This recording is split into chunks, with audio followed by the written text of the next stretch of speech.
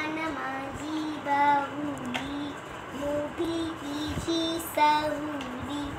Look look look look ही बघते, दुसरे गाल बघविते, नकटे नाक उडविते.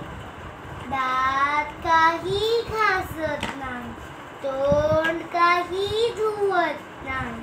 तसेच घरकुल मांडीते, मांडत